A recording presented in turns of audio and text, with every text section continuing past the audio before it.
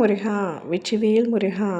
என் அன்பு பிள்ளையே, உன்னை கண்ணீர் சிந்த வைத்த உறவுக்கு ஆட்டம் முடிந்து விட்டது. இத்தனை நாட்களாக அவர்கள் ஆடிய ஆட்டத்தை பார்த்து கொண்டிருந்தேன். இப்பொழுது அவர்களின் ஆட்டம் முடிந்து விட்டது.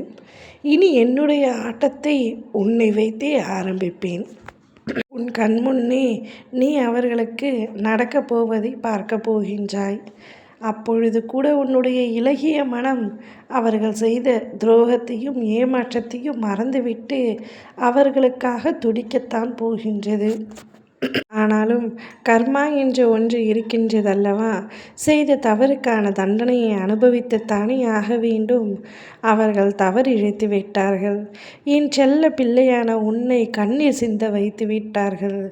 நீ அவர்களை உண்மையாய் உயிராய் நேசித்தாய். இறுதியில் அவர்கள் உனக்கு துரோகத்தை இழைத்து விட்டார்கள். அதற்கான தண்டனையை நான் வழங்கப் போகின்றேன். அவர்கள் உனக்கு துரோகத்தை இழைத்து விட்டதனால் நீ எத்தனை நாட்கள் கண்மூடி தூங்காமல் பல யோசனைகள் உன் மனதிற்குள் வந்து அழுது கொண்டிருந்தாய் என்பது அத்தனையும் நான் அறிவேன். அத்தனையும் பார்த்துவிட்டு அமைதியாக இருப்பதனால் அப்படியே இருந்து விடுவேன் என்ற அர்த்தம் அல்ல. காலத்தின் கைகளில் அனைத்தையும் கொடுத்து விட்டேன். இப்பொழுது காலத்தை விட உன் அப்பா நானே மிக விரைவில் அவர்களுக்கான தண்டனையை வழங்கப் போகின்றேன். எப்பொழுதும் அனைத்தையும் பார்த்து கொண்டுத்தான் இருப்பேன்.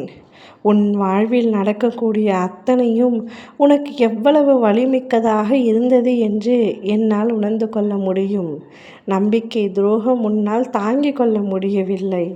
எவ்வளவு அழுதாய், எவ்வளவு கஷ்டப்பட்டாய் அதிலிருந்து மீண்டு வருவதற்காக. இப்பொழுது உன்னுடைய மனமும் குணமும் வேறு பாதையில் அமைதியாக செல்ல வேண்டும் என்று முடிவெடுத்து விட்டது. அவர்களுடைய ஆட்டமும் முடிந்து விட்டது. இனி உன் அப்பாவின் ஆட்டம்தான். மரணத்தின் குழியில் விழப்போகின்றார்கள். மரணத்தை விட ஒரு கொடிய தண்டனை எதுவும் இல்லை என்று நினைக்காதே. வாழும் பொழுதே மரணத்தை விட கொடிய தண்டனையை அவர்கள் அனுபவிக்கப் போகின்றார்கள். துரோகத்தை இழைத்தவர்கள் துரோகத்தாலேயே வீழ்வார்கள்.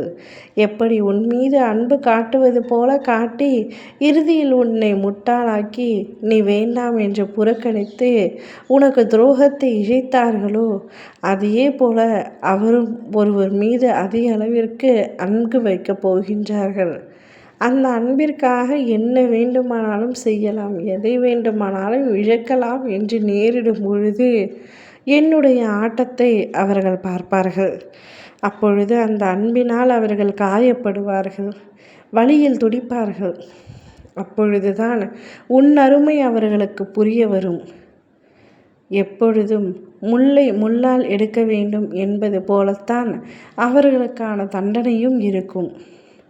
அப்பொழுதுதானே அவர்களால் உண்மையான வலியை உணர்ந்து கொள்ள முடியும்.